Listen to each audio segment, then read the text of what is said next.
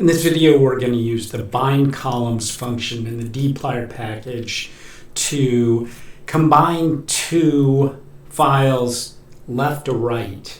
Most of the time, we'd be a lot better off using a left join or some kind of join.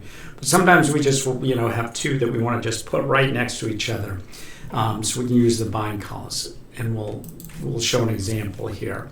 So the first thing I want to do is load the tidyverse, and I'm going to set the working directory to where I have the Laman database files. I'm going to read in the batting, pitching, and people CSV files into dataframes, batting, pitching, and people. So, like I said, the first what we're doing here is bind calls. That's the function we're going to use, and let's get started. So, the first thing we're going to do is take the people data frame, and I want to create a new variable called guy that will allow me to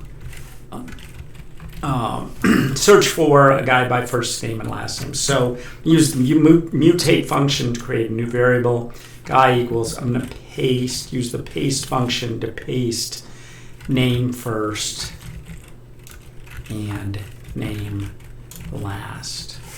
So that'll be a new variable. So if we look at the people data frame, after I run this command, the people data frame will go from 24 variables to 25 variables.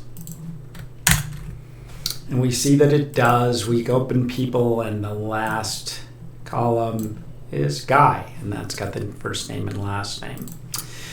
Okay, and what I'm going to do here is I'm going to create from the batting data frame. I'm going to pull Tom Seaver's pitching data and his hitting data, and then I'm going to create a file where they're together using the bind calls. So let's do this. So we'll create a new data frame called Tom Bat, and we're going to start with batting. Use our pipe operator. We're going to left join Tom with people, and then we're going to filter for guy equals Tom Seaver. So we're going to run that. Player ID we note is the only common variable that is in both data frames, so the left join does that by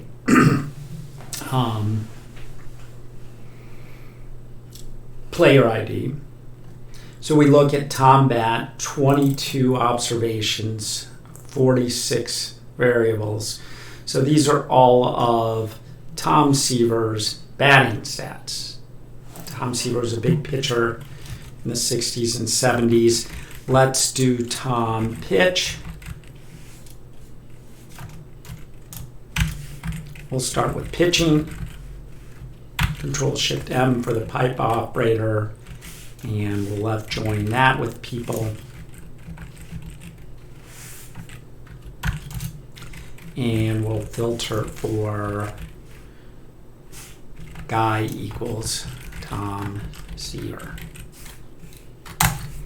So we open up pitching. We see all of his pitching. So the idea, we're going to create a data frame with batting and pitching next to each other. So we're going to create a new data frame called Tom All, and we're going to bind the columns in Tom Bat and Tom Pitch.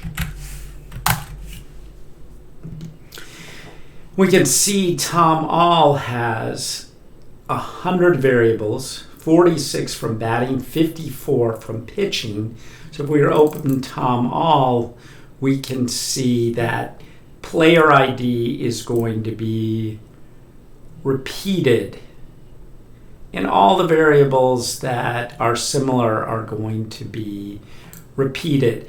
whereas a join would be a lot better.